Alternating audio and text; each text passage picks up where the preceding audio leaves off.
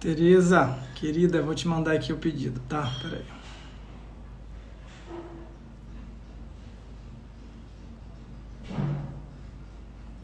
Já incluindo para aqui.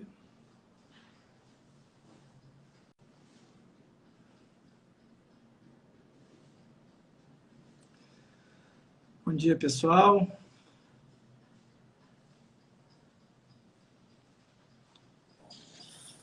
Professora Tereza.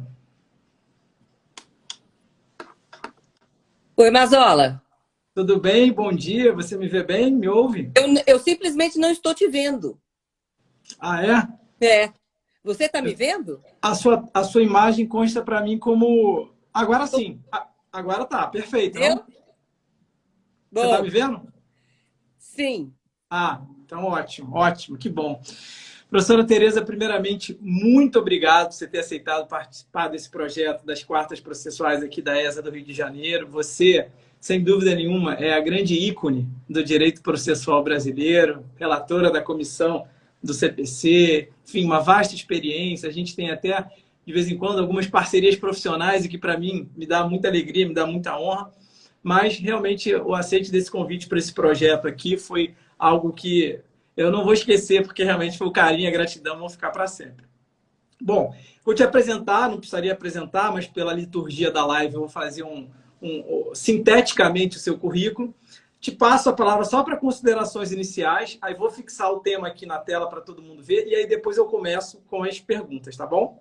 Então, Tá. ó, professora Tereza Rodalvinha, livre docente, doutora e mestre em Direito pela PUC de São Paulo, professora dos cursos de graduação, mestrado e doutorado da mesma instituição. Além disso, né, é autora de diversas, centenas de artigos e trabalhos acadêmicos. Eu trouxe 3 aqui, professora Tereza, só para fazer aqui o momento do jabá. Primeiro, óbvio, né, o livro tema da nossa live de hoje. Modulação na alteração da jurisprudência firme ou de precedentes vinculantes. O segundo, que está aqui na minha mesa de trabalho, sempre fica perto, o livro do Agravo, né? Do Agravos no CPC de 2015. E São o outro, filhos um da pandemia, clássico. né, Marcelo? Oi? São filhos da pandemia. Exatamente. Então, esses são só que estão aqui perto de mim, fora todos os outros livros e, enfim, artigos, coordenação de repro e tal, que você desenvolve. Bom, eu vou fixar o tema aqui, Tereza, e vou te dar a palavra só para considerações iniciais, tá bom? Fica à vontade. Bom, eu quero dizer que é um prazer estar no Rio de Janeiro, ainda que online. Já estou sentindo até um pouco de calor, porque aqui em Curitiba está muito frio e o tempo está horroroso, chovendo, garoando, cinza.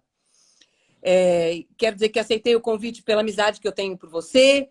Né? Você é um cara positivamente especial, super desenvolvido intelectualmente, queridíssimo, então eu não podia dizer não. Foi difícil a gente arrumar uma data, mas deu certo. E depois que eu Ah, acho o seguinte, as ideias que a gente tem, elas não têm nenhum valor se elas não forem divulgadas, né? Porque, na verdade, o direito é fruto de diálogo, né? Como a gente trabalha numa uma boa parcela em torno de convenções, né? Porque não existe uma litispendência lá no quintal, uma coisa julgada na cozinha, né? A coisa julgada é o que a gente disser que é, né? Então, se a gente não conversar, nós, advogados, com os juízes, né, com os promotores, com os doutrinadores, o direito não se faz, está cada um dizendo uma coisa. Então, um espaço como esse é sempre interessante para esse fim. que bom. E você já está convidada para a segunda edição do nosso livro, do projeto das quartas processuais. O primeiro foi lançado só com lives do ano passado, então muita gente boa, Fred, Câmara. Aliás, o Câmara passou aqui agora, estou vendo ele mandando oi Didi. Enfim, Ai, muita gente boa. Você já está convidada para a segunda edição com um temazinho, um artigo sobre modulação para a gente compor essa coletânea, depois eu formalizo tudo por e-mail. Mas vamos lá, professora, tem muita gente aqui, desde estagiário, graduandos, até doutores, livre docente, pós-doutores. Então, o público é bem eclético. Mas, como assim um padrão da ESA, a gente sempre começa com uma pergunta que é o seguinte: por que você, a convidada, escolheu esse tema da modulação? eu escolhi esse tema porque é um tema importante, é um tema super atual, é um tema mal compreendido, muitas vezes, né? E, na verdade, esse tema é o último capítulo de uma preocupação que sempre esteve presente na minha cabeça, desde os últimos anos da faculdade. Liberdade de o juiz decidir. acho que a primeira versão desse problema da liberdade do juiz, que se instalou na minha cabeça e me cutucou um monte, foi o problema da discricionariedade judicial. Eu tenho muitos textos antigos escritos sobre a discricionariedade judicial. Eu sempre me preocupei com essa ideia, mas que liberdade é essa, né? Que permite o juiz a fazer isso ou aquilo, ou mais ou menos, né? Se o juiz tem por função, né, constitucional decidir casos concretos, aplicar a lei aos casos concretos, que liberdade é essa que pode levar a uma ofensa ao princípio da isonomia? Foi a primeira versão, né, dessa preocupação que eu sempre tive com a liberdade de um juiz decidir. Daí, para precedente vinculante, como diz meu filho, 2 palitos, né? Rapidinho. Né? Então, peraí, tá, eles têm liberdade, mas, de repente, eles têm liberdades para decidir todos no mesmo sentido, né? Porque existe isonomia, porque existe a necessidade de previsibilidade, né? E por mais que o juiz tenha realmente certa liberdade interpretativa e tal, isso não se confunde de modo algum com discricionariedade, né? E no momento em que se fixa uma certa interpretação da lei no sistema, ela deve ser obedecida, né? Então, aí já vem a ideia de que o juiz decidindo, numa certa medida, ele cria direito também, porque é um precedente. É aquela ideia básica, né, do pai que diz para a filha, não, eu não vou deixar você voltar às 6 da manhã, porque isso é um precedente. Daqui a pouco sua irmã mais nova vai querer voltar às 6 da manhã também. É fácil. Quer dizer, o pai perde a liberdade de decidir, né? Porque ele se vincula aos seus próprios precedentes. Então, justamente nessa ideia de que tem estagiário assistindo e tal, essa é uma forma muito fácil de entender por que os precedentes são vinculantes, né? Por que, numa certa medida, eles limitam a liberdade de quem os cria, né? E muito mais dos outros, é claro, né? Não é a babá que vai dizer para a filha, não, pode voltar às 6 da manhã. Não, porque o pai já disse que não pode, né? Estou falando nos tribunais inferiores. Claro. Agora Didi, conta um pouquinho para a gente dos bastidores do CPC. Isso que eu acho que o pessoal quer saber também um pouco. Como é que foi a inclusão da modulação no texto do código, né? A gente sabe que tinha lá nas ações de controle concentrado, mas como é que foi essa importação e essa positivação no CPC? Bom, na verdade, me parece que realmente a gente só pode conceber a ideia de modulação se a gente admite, a priori, que o juiz cria direito. Então, o que é a modulação, na verdade? A modulação é uma forma de colocar na mão do juiz a capacidade, né, a competência, na verdade, para criar regras de direito intertemporal. Então, se o juiz cria direito, o juiz muda também, né? Ele diz hoje que o tributo é inconstitucional, portanto não precisa pagar, e amanhã ele diz, não, o tributo é constitucional, pague, né? Então, eu estou falando de um mesmo tribunal, que no caso seria o STF, que fala da constitucionalidade de um tributo. Então, na verdade, quando ele muda a interpretação, quando o tribunal muda a interpretação de um dispositivo legal, de um conjunto de normas, do direito objetivo, no duro isso equivale para o jurisdicionado a uma mudança da lei. E a gente já sabe que a gente sabe que quando a lei muda, a nova lei não atinge o passado, né? O passado está protegido pela coisa julgada, pelo ato jurídico perfeito, né? Pelo direito adquirido. Agora, quando a jurisprudência muda, não tem proteção nenhuma. Então, eu não recolhi o tributo, né? Porque eu estava obedecendo à jurisprudência predominante e, de repente, muda a composição humana do tribunal e passam a dizer que o tributo é devido. Eu estou devendo? Né? Então, na verdade, isso é um passo, para nós é muito razoável, porque a gente não tem muita tradição. Mas você vai falar isso na Europa, que o juiz cria direito, eles dão um pulo, ficam de cabelo em pé. Né? Como o juiz cria direito? Na Constituição italiana tem um dispositivo que diz que o juiz só está atrelado única e exclusivamente à lei. Até muito pouco tempo atrás, o juiz não podia citar nem jurisprudência, nem doutrina nas decisões italianas, né? Então, era aquela ficção, né, de que o juiz só decide com base na lei.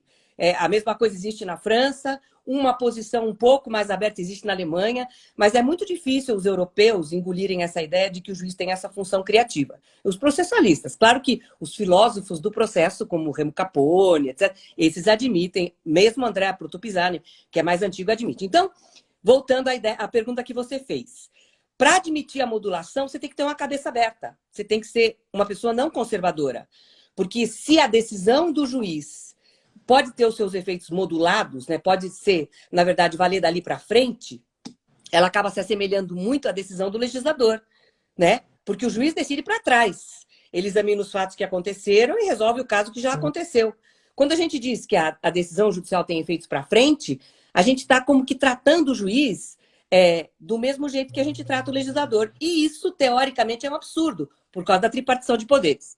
Bom, a nossa comissão, aquela comissão nomeada lá em 2009, que foi presidida, felizmente, por um sujeito absolutamente genial, que é o ministro Fux, né? Que tem inteligência emocional, tem inteligência intelectual, é surfista, enfim. Né? O cara é bem completo. E ele insistia muito nessa ideia de a gente colocar no código a modulação. E eu, em 2009, né, ainda estava muito amarrada, né, nesse perigo de a gente dizer abertamente para o juiz que ele queria direito, para ele não se animar muito, né? Então, o Lawrence dizia que o juiz queria direito, mas a gente não pode contar isso para ele. Então, num primeiro momento em que o ministro Fux propôs que isso entrasse no código, a reação foi essa, né? Eu encabecei, imagine. A reação contra. E daí ele foi conversando. Havia professores mais velhos na comissão, o professor Humberto Teodoro Júnior, mas que tem uma cabeça mega aberta, Adroaldo Furtado Fabrício, que eu acho que era o mais velho, do Rio Grande do Sul. E aí, pouco a pouco, ele acabou convencendo todo mundo. Eu fiquei vencida e concordei. E hoje, eu acho que, de fato, é uma das novidades mais interessantes do código, né? Felizmente, ninguém mexeu nela, porque todo mundo sabe que o código passou por um monte de mãos, né? Mesmo dentro do Senado, houve uma segunda comissão, felizmente formada pelo professor Cássio Scarpinella Bueno, pelo ministro Atos Guzmão Carneiro, pelo desembargador Dorival Renato Pavan, do Mato Grosso. Depois ele foi para a Câmara, e lá, enfim, lá muita gente mexeu no código, mas graças a Deus ninguém relou o dedo na modulação. E a modulação está no código até hoje, né? E eu acho que é um instituto que, se bem utilizado, pode produzir resultados muito bons. E é muito legal ver você falando, professora, porque você mostra o seu conhecimento transnacional. Você fala de Itália, fala de Alemanha, fala de França. Então, realmente, a sua experiência no âmbito da própria cultura processualística internacional é algo realmente que eu considero fantástico. Mas, bom, uma questão também que sempre ocorre, principalmente em sala de aula, uma dúvida é o seguinte: quais são as decisões que podem ser moduladas, né? Somente a STJ e a STF podem modular?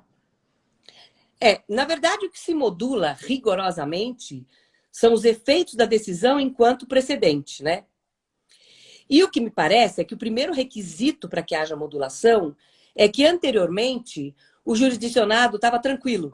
Ele sabia que ele tinha que agir desse jeito porque era essa a orientação da jurisprudência. É claro que os tribunais, como você disse, os tribunais cujas decisões têm uma carga normativa mais expressiva, são os tribunais superiores, né? Isso está íncito, está implícito, até na tal da pirâmide, né? A gente desenha o Poder Judiciário para os alunos na graduação como uma pirâmide. Por que os tribunais estão lá em cima, o STJ e o STF? Porque eles têm uma função diferenciada, né? Eles têm função, na verdade, de orientar os tribunais de segundo grau, os juízes de primeiro grau e a própria sociedade. Porque os tribunais, eles não criam orientação para o juiz decidir. Eles criam muito mais do que isso. Eles criam orientação para o jurisdicionado agir. Eles criam direito material. Olha, não pague o tributo não é devido, porque é inconstitucional.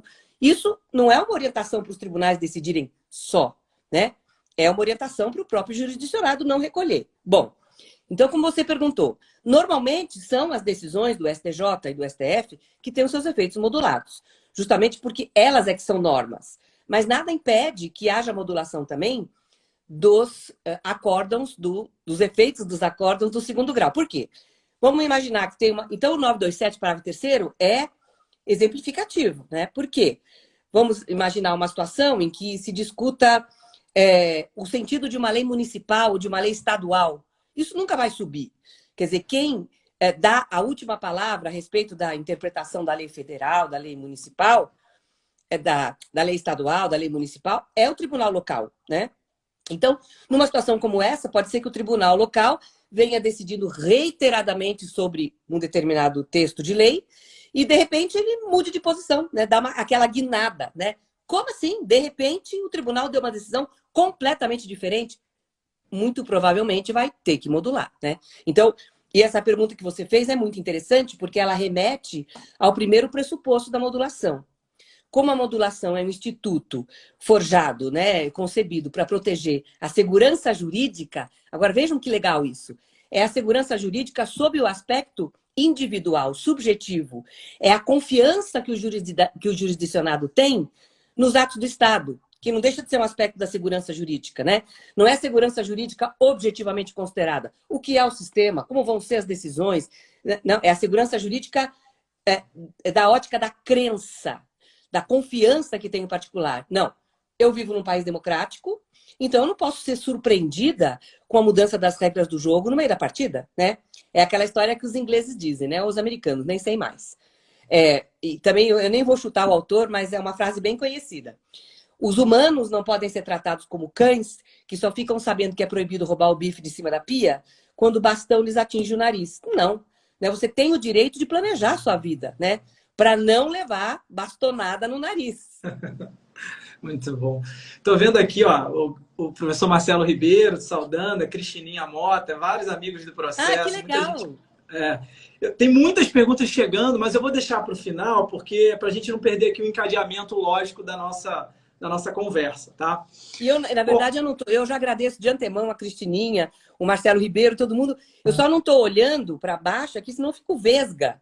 E aí, de repente, posta uma foto minha, professora Tereza Naesa, vesga. Aí ninguém merece, né? Então, eu já agradeço de antemão a presença desses amigos queridos, mas não vou olhar. Tá, pode deixar que eu faço. Primeiro que eu me distraio, segundo porque eu fico vesga. Tá, deixa que eu faço as referências. Tá bom, Tereza, não sei se você acompanha, vou fazer um parênteses aqui rápido. Recentemente a gente teve um julgamento no Supremo, talvez o mais importante da área que eu atuo, que é a área de propriedade industrial, que envolvia o prazo das patentes, né? É uma DIA lá, 5529. E aí se debateu muito, né, a declaração de inconstitucionalidade de um dispositivo que a lei já demorava 25 anos. Mas, olha, acabou, sua voz sumiu, tá picotada e você congelou. E agora, voltou ou não? Voltou? Eu tô escutando a tua voz melhor, mas a imagem não voltou. Como é que tá a minha imagem? Eu tô te vendo perfeito. Nossa, será que eu vou tentar trocar de lugar aqui? Mas será vamos que é bom? ver se volta. Às vezes é uma variação momentânea. Ainda tô falando. Peraí.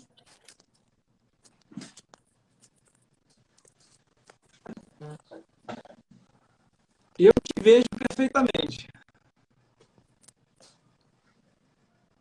Não melhorou, né? Eu te ouço e te vejo. Você me vê ou me ouve só? Você tá com a imagem congelada. Espera lá. Vamos ver aqui se dá. Você tá com a imagem... Não melhorou. Você tá com a imagem congelada e eu tô te escutando com a voz toda picotada.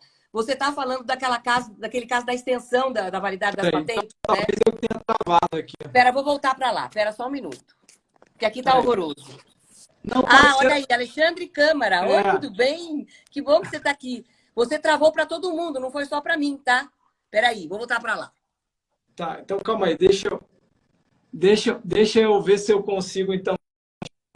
Aqui, Foi numa dessa, tá tudo na minha casa, né? Tô passeando pela casa. Peraí. Então, estão falando aqui que a minha imagem é que está congelada. Então, deixa eu ver aqui se eu consigo trocar. Botar aqui no 4G. Um segundo, peraí.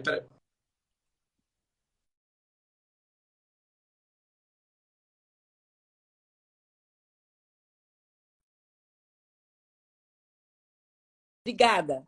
Se voltou. Vê se voltou. Minha imagem voltou, não, né? Tá congelada. Beleza?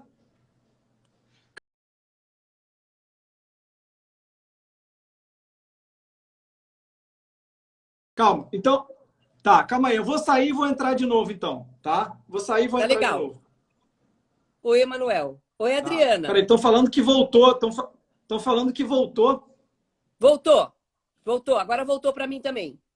Mas você tá me vendo? Estou te vendo. E você não está congelado. Então tá. Então vamos continuar. Bom, vamos. E aí eu estava falando do julgamento da ADI 5529, né? Que 25 anos que a lei estava tá em vigor, né, esse parágrafo único lá do artigo 40, que falava dos prazos, e aí o Supremo, então, resolve declarar a inconstitucionalidade. E pega de surpresa meio mundo, né? E, basicamente, patentes que estavam em vigor, da noite para o dia, pararam de ter os seus efeitos, ou seja, perdeu-se o monopólio, perdeu-se o direito patentário, realmente da noite para o dia, principalmente as patentes farmacêuticas. E aí eu engato com a pergunta que eu queria aqui fazer para você. Quais são esses critérios? Se você tivesse que apontar os critérios, né, capazes de indicar a necessidade de modulação, quais que você destacaria? Bom, então, mas olha, o primeiro que eu te disse, deixa eu te perguntar uma coisa. Já houve modulação nesse caso ou o tribunal ainda não se manifestou? Já houve modulação no próprio acórdão, já tem uma proposta de modulação que foi votada. Do Toffoli, aliás, olha né? que interessante, professora É Tereza. a proposta do Toffoli? Isso. E Tá, olha que, já lembrei. e olha que, Na e olha que verdade, interessante. ele criou Olha a como modulação, na verdade, ele criou, a modulação virou a regra da decisão dele. E ele na deixou verdade, ele falou o fora seguinte: produtos farmacêuticos, não é isso, isso? e as Já patentes que lembrei. não são farmacêuticas. Isso, ele falou: olha, para as que não são farmacêuticas, essa regra só vale a partir das novas patentes.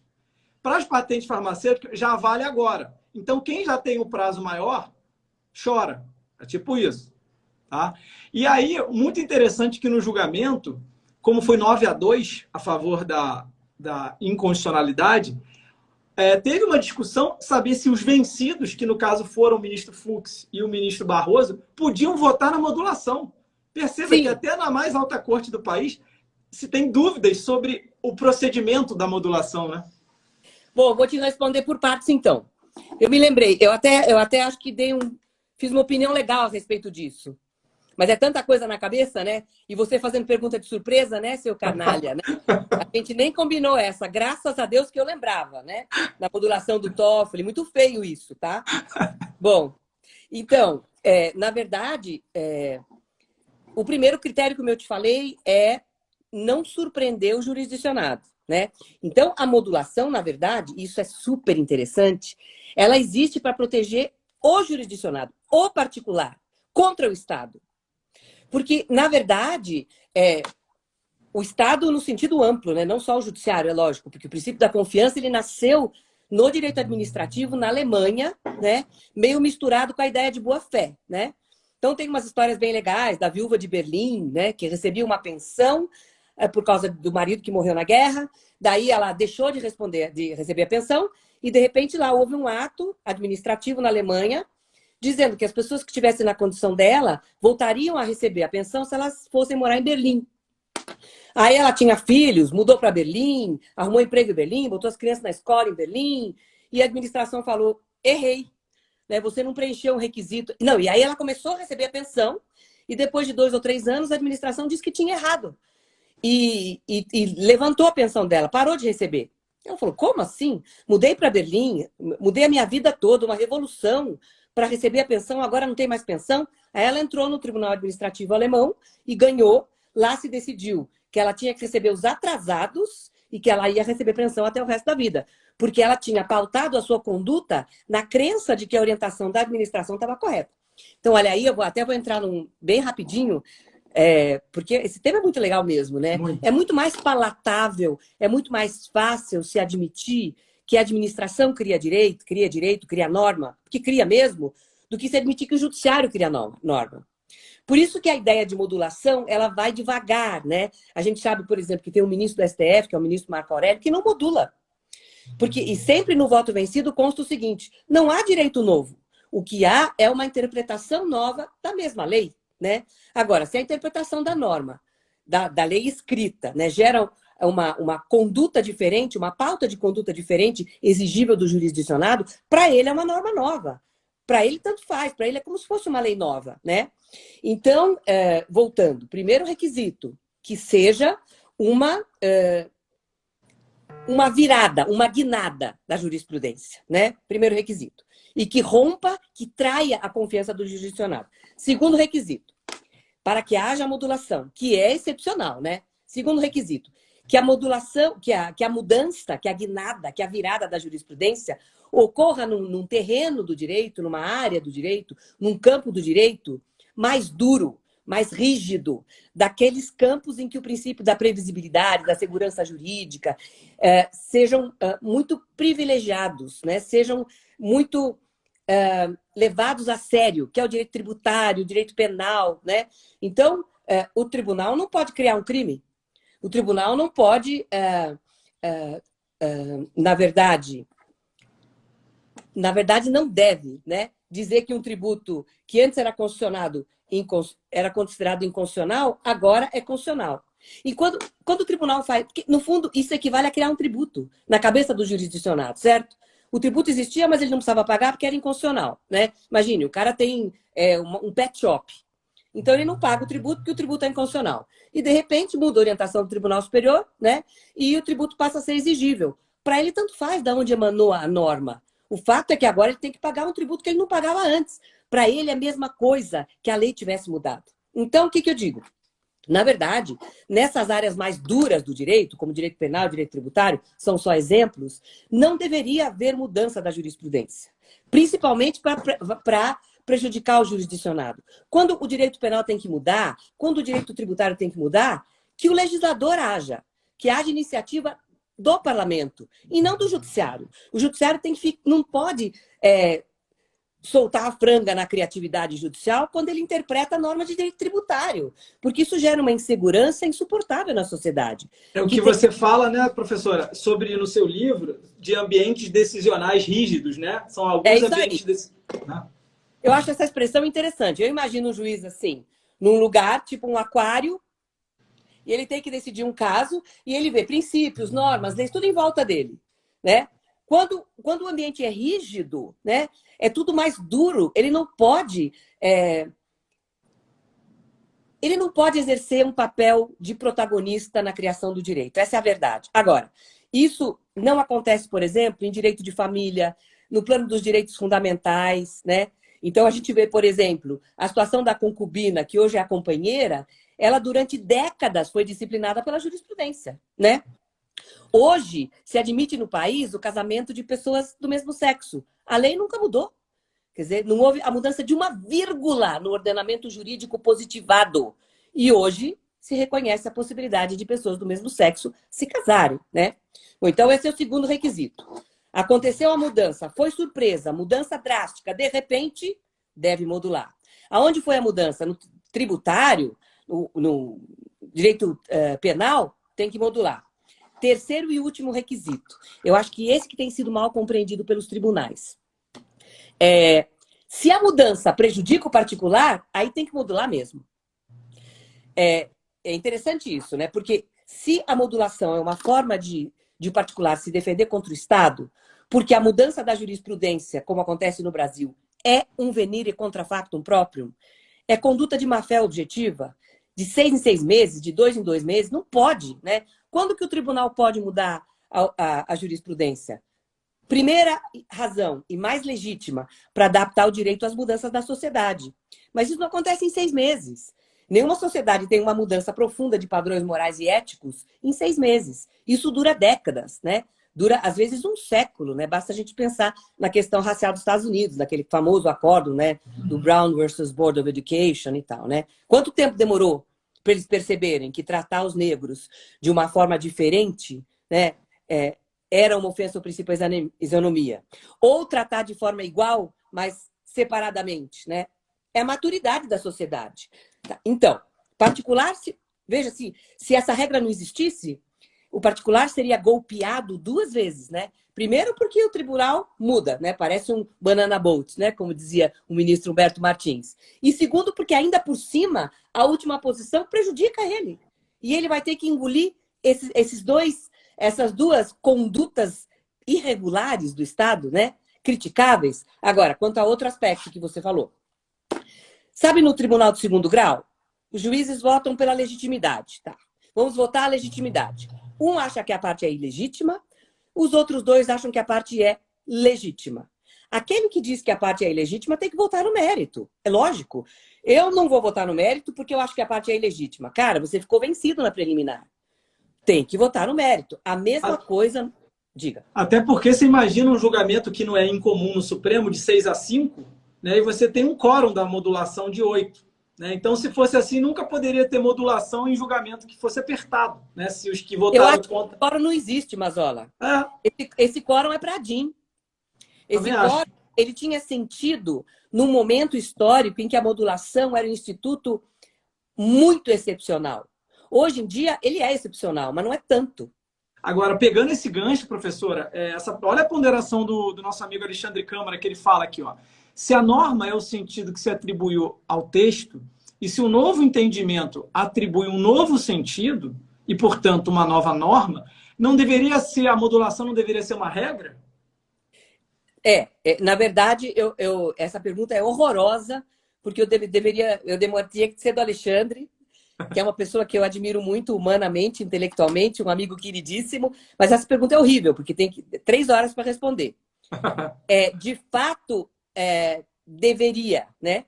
Mas acontece que se a gente colocar a modulação como norma, não é que deveria. Na verdade, é uma sensação de injustiça, né? Se o tribunal cria uma norma nova, por que não modula sempre? Porque então, na verdade, a gente estaria tratando definitivamente o juiz como legislador. Então, o juiz não decide mais o caso concreto.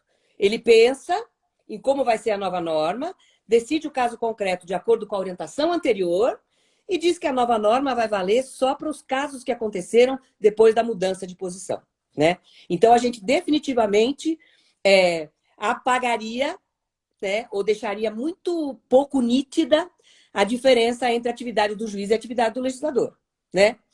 É interessante isso porque, na verdade, os casos em que deve haver modulação, né, de acordo com esses 3 critérios, que para mim são critérios muito relevantes, são aqueles em que a injustiça é muito óbvia, né? Eu não paguei o tributo porque o tribunal disse que não era para eu pagar, e agora eu estou devendo, né? Então, é assim, o cara... vejam que é a norma... Vejam como é fácil entender quando a gente fala do administrador, né? Eu vou num parque com meu cachorro, com focinheira, né, e com coleira. E eu chego lá e o guarda fala, olha, não precisa. Nesse parque os cachorros podem ficar soltos, sem focinheira, sem coleira. Ah, que bom. Aí no dia seguinte eu vou com o meu cachorro sem focinheira e sem coleira. E o cara diz, não, a senhora não pode entrar sem focinheira e sem coleira. Como assim? Ontem você me disse que eu podia. Agora eu vim, né? Então, é isso. Acho que o Alexandre tem razão e essa indignação que eu acho que está por detrás da pergunta dele, ela vem, na verdade, da nossa falta de raízes, né? Quando a gente percebe que países como a Itália, países como a França foi o berço da tripartição de poderes, né? De uma forma organizada. Então, como é que eles vão admitir que o juiz cria direito, que a decisão do juiz só vale para frente? Não, o juiz, sobretudo, decide a respeito de casos concretos, né? Então, nas situações muito gritantes, em que seria, de fato, comprometer a previsibilidade que é íncita, é inerente ao próprio Estado de Direito, nesses casos não tem jeito, tem que haver modulação. E acho que todo mundo tem que votar. Não tem essa de quórum qualificado, todo mundo vota, né? E a maioria, se a maioria votou pela modulação, tem modulação. Agora, voltando ao caso dos produtos farmacêuticos, já lembrei até para que eu fiz a opinião legal. Foi uma coisa curtinha que eu fiz da noite para o dia, porque eles não imaginavam que se fosse haver esse problema já depois do voto do Toffoli. Então, o que eu acho que o Toffoli fez, na verdade, ele acabou, você me corrija se eu estiver errado, né? Se eu estiver errada, a modulação em regra, né? Então, na verdade, essa quebra imediata de patente só acabou atingindo as empresas farmacêuticas e eu dei uma opinião legal para defender que todas as empresas ligadas ao agronegócio que produzissem alimentos deveriam ser atingidas também, né? Por causa do preço, né? Que acaba ficando mais elevado se as patentes são mais longas, né? Porque ninguém tem interesse em investir em tecnologia se a patente vai durar, né? A competitividade diminui muito e eu acho que, de fato, o ministro Toffoli acabou invertendo a lógica da modulação, né?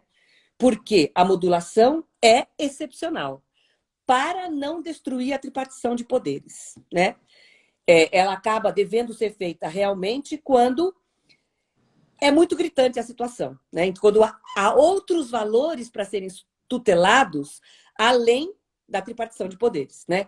Que são esses valores, justamente. Tutelar a confiança do jurisdicionado, não mudar as regras no meio do jogo.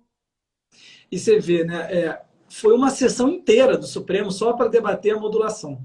Porque você está correta. Ele disse, olha, para as patentes que não são farmacêuticos, produtos de saúde, os efeitos são ex nunc, né? Ou seja, somente atingiriam as patentes que vieram a ser concedidas. Agora, para as farmacêuticas e produtos de saúde, seria ex tunc, incluindo as ações de onde se discute isso até o dia 7 de abril, onde foi a data que ele deu uma liminar, e as patentes que forem, que já tiveram o prazo ultrapassado, né? Então, boa parte, aí são 3.000 patentes, boa parte da indústria está, assim, com o cabelo em pé, porque tinha patente, depois do julgamento passou a não ter. E aí, veja, só complementando, nunca se debateu, ao menos concretamente, uma inconstitucionalidade do parágrafo único do artigo 40, mesmo com 25 anos depois.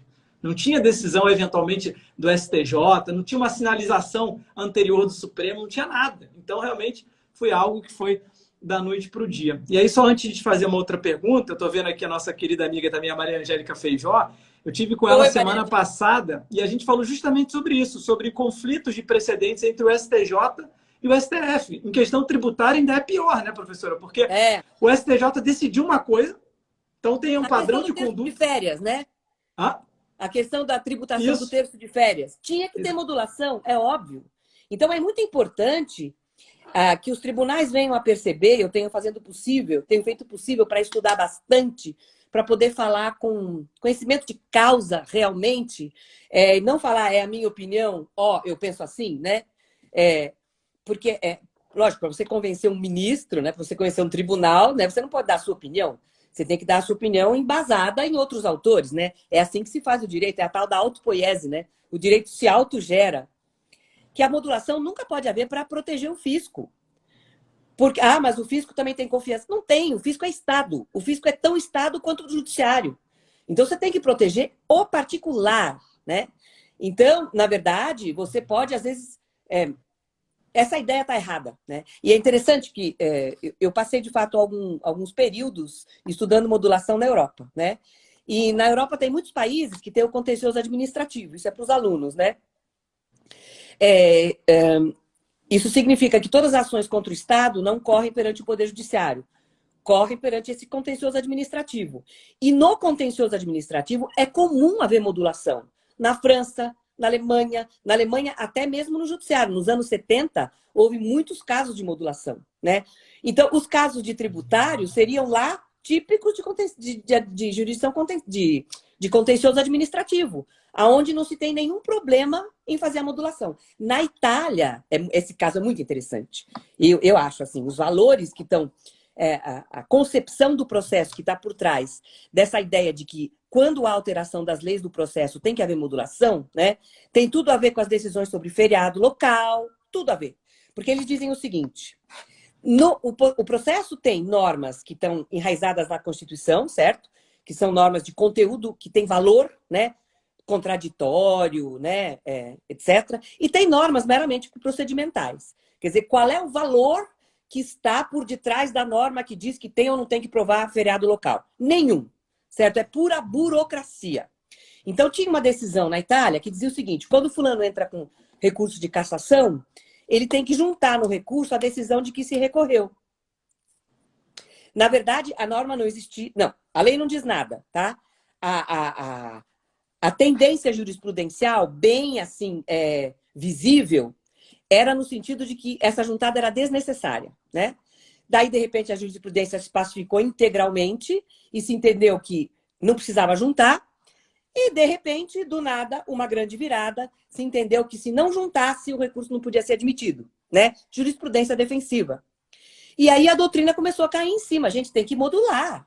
O cara que não juntou a decisão de que ele recorreu, ele estava agindo de acordo com a jurisprudência pacificada da Corte de Cassação. Ele vai levar um susto. O que ele vai dizer para o cliente dele? Tem que modular. Então, a partir dessa decisão, né, essa foi a principal, embora tivesse havido outras, mas sempre com formalidadezinhas, né, cita na pessoa... o prazo começa a contar quando o processo chega no Ministério Público ou quando chega na mão quer dizer, tudo isso são convenções, não tem valor embutido. Então, o Proto Pisani, por exemplo, por isso que eu falei dele, que é um jurista que hoje já tem por volta de 90 anos, ele já dizia, no processo, quando se altera uma posição assim, não tem um valor tutelado. De você dizer, ah, não podemos modular porque a segunda decisão é muito melhor do que a primeira. Então, ela tem que ter efeitos retroativos para atingir toda a sociedade. Olha, Alexandre, se você ainda está aí, olha o argumento bom. Né? Se você muda, por exemplo, permitindo o casamento de pessoas do mesmo sexo, não tem que modular. Isso tem que ter efeitos para trás, porque corresponde ao novo ethos dominante, né? Aquilo que se pensa sobre relações humanas, sobre e tal. Agora, uma norma de processo tem que juntar, não tem que juntar? Como é que conta? Prova agora, prova no agravo? Gente, não tem o menor sentido não modular. Né? Porque a segunda decisão não é melhor que a primeira, do ponto de vista de valor intrínseco. Né? É isso que os italianos chamam de prospective overruling all'italiana. Tem uma tese, que eu não sei se é de doutorado e tal, de um rapaz que é muito talentoso, bem jovem, que chama Luca Passanante. Ele tem um capítulo de 40 páginas dedicado a isso. Apesar de, como eu disse para vocês, na Constituição italiana, no artigo 111, tem um dispositivo que diz que o juiz só fica atrelado à lei para decidir. Né? Esse assunto não tem fim. Porque justamente ele tem tudo a ver... Ah, deixa eu falar só mais uma coisa que eu achei legal também. Ontem eu li um rapaz que tem um sobrenome alemão, William Steinmetz. Ele diz o seguinte, ele diz que o princípio da confiança limita a possibilidade de o Estado alterar as suas decisões. É muito interessante. Então, é a tal jurisprudência desta casa, né? De acordo com a jurisprudência desta casa, tem que respeitar. O ministro novo não pode assumir a função de ministro e dizer, ah, eu preciso trabalhar no tribunal para mudar isso, para mudar aquilo outro, porque essa jurisprudência está errada. Eu vou fazer prevalecer a minha posição. Não é por aí. Concordo. E você falou jovem talentoso, eu ouvi aqui o Ravi, que também tem uma obra ótima sobre superação de precedentes, também um querido amigo. Está na minha bibliografia do mestrado para os meus alunos, porque é um trabalho primoroso realmente. Bom, professora, tem aqui vários juízes, assim, e essa é uma pergunta que repercute diretamente na atuação deles, tá? Quem é que deve modular? Né? O tribunal que, enfim, criou o precedente, ou o juiz do caso posterior pode achar que tem uma injustiça e colocar ali, meter a colher e fazer uma modulação ali, dar um jeitinho? Bom, infelizmente... e por honestidade intelectual eu tenho que dizer qual é a minha opinião, né? Eu acho que quem tem que modular é o tribunal que muda de posição. Necessariamente. Se ele não modulou, tem que aplicar, cabe rescisória e tudo mais, né? Agora, nós estamos numa fase de início, né? Uma fase de início de compreensão de como tudo isso funciona. Dos precedentes vinculantes, o que é que vincula, se é arrasto, se é a tese... Como é que se deve fazer uma tese, se a ratio deve constar da tese. Então, na verdade, eu até acho que, inortodoxamente, neste momento, se deve tolerar que a modulação seja feita por um órgão jurisdicional diferente daquele que alterou a posição. Mas isso está errado. Quer dizer, na verdade, os tribunais superiores, a gente sabe, às vezes eles esquecem de modular. Como é que foi mesmo aquela era um tributo que deveria incidir, que não, sempre se entendeu que não incidia sobre a atividade de advogar. Qual é o tributo? Eu não me lembro que tributo era esse. Eu sei qual é o caso. Mas como é que não modula uma coisa dessas, né? Aquela criação Houve também uma criação de um tipo legal, de um tipo penal, pelo judiciário recentemente. A homofobia foi equiparada ao racismo. Como é que você pode criar um tipo penal pela jurisprudência se a jurisprudência tem efeito retroativo? Como pode? Quer dizer, o fulano, ele comete um crime sem saber? Ele cometeu o crime aqui em abril. Mudou a jurisprudência em julho.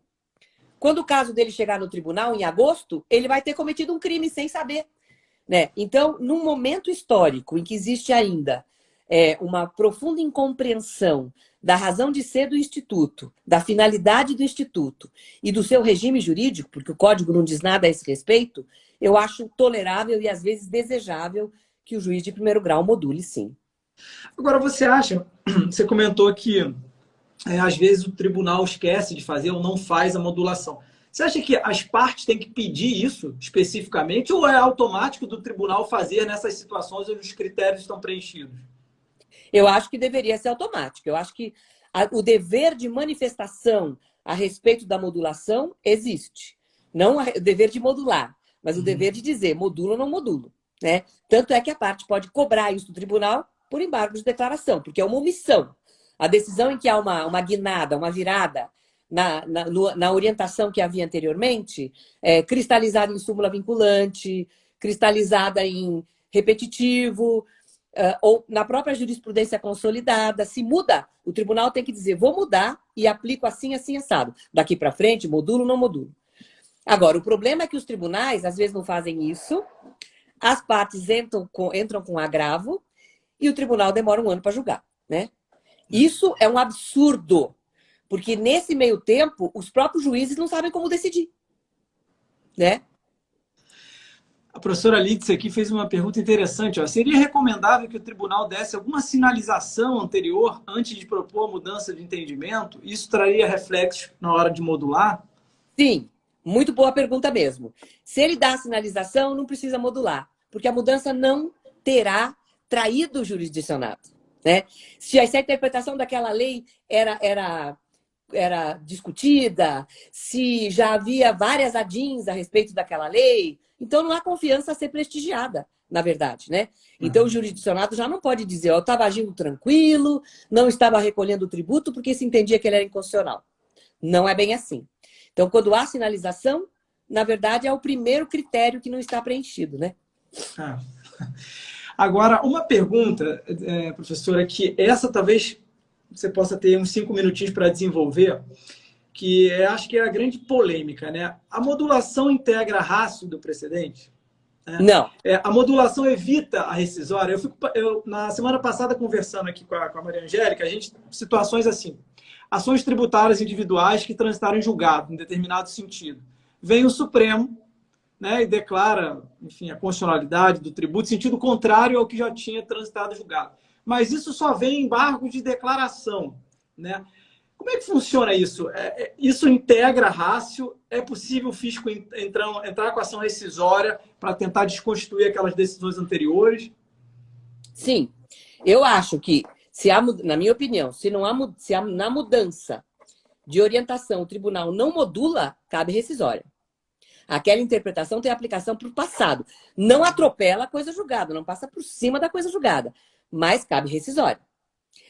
Agora, vejam que interessante que, na verdade, a modulação ela tem uma lógica, entre aspas, uma racionalidade jurídica contrária à da súmula 343. Porque a súmula 343 ela é uma súmula cínica, né? Na verdade, primeiro ela prestigia o acaso. Olha, se por acaso você foi prejudicado por uma decisão do STF ou do STJ, né? Ou mesmo de um tribunal inferior, de um tribunal de segundo grau de jurisdição, né? Inferior entre aspas. Mas você teve o azar de ser prejudicado num momento em que a jurisprudência ainda era controvertida, desculpe. Mesmo que a jurisprudência tenha se firmado depois a seu favor, não cabe rescisória. Por quê?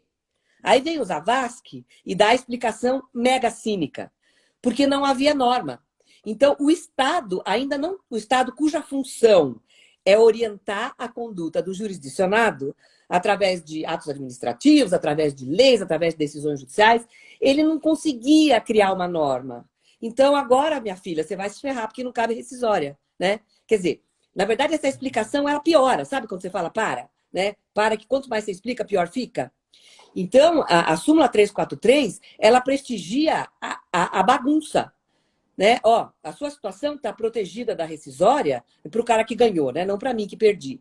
Porque, graças a Deus, no momento em que a decisão foi proferida a seu favor, ainda havia discussão. Agora... A súmula 343, né, é quase um atestado de que é possível ter insegurança jurídica no Brasil, né? Isso mesmo. Isonomia tanto faz, entendeu?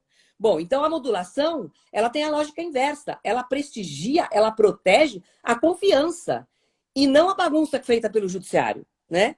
Bom, o que mais que eu ia dizer? Aqui um negócio na minha cabeça, acabei esquecendo. Esqueci. Não, mas a gente emenda aqui, a gente emenda. Você vê que a live é importante, professora, quando até a minha esposa, que não prestigia nenhuma live das quartas processuais, ela aparece aqui e bate palma. Então, você vê que legal! Mas deixa eu te perguntar aqui. Agora, qual é o seu balanço, né? Vamos lá, a gente com 5, 6 anos de CPC aí caminhando, qual é o seu balanço da modulação em termos de aplicação pelas cortes superiores? Tem andado bem? Está faltando o quê? É necessário uma teoria para criar as regras de modulação? O que está faltando para isso ser melhor e ser aperfeiçoado? Olha, já lembrei o que eu ia dizer. Rapidinho. A modulação não integra a rácio, né? Na verdade, a rácio da decisão é aquela essência do raciocínio jurídico que foi base para a alteração da decisão, né? Eu acho que eu vi alguma questão aqui a respeito da mudança da jurisprudência ou não? Passou rapidinho. Tem várias perguntas. Aí não vai dar nem tempo de fazer, É mas assim... pena, né? Não, eu só quero dizer o seguinte, muito rapidamente. Claro que a jurisprudência pode e deve mudar. Porque, como dizia o grande mestre de todos nós, professor José Carlos Barbosa Moreira, a jurisprudência é o termômetro mais sensível das alterações sociais. Isso já mostra das alterações de costumes, de padrões morais, etc. Isso, de certo modo, já indica os campos em que o juiz pode ser criativo, né? Porque o que tem o tributário, na verdade, a regra de direito tributário, quando muda, ela muda porque os ministros mudaram de opinião ou porque mudou a composição humana do tribunal. Tem um trabalho interessante do Kramer, em que ele diz o seguinte: no Brasil, não se sabe bem por que se considera legítima a alteração da mudança da jurisprudência quando muda a composição humana do tribunal. Não é.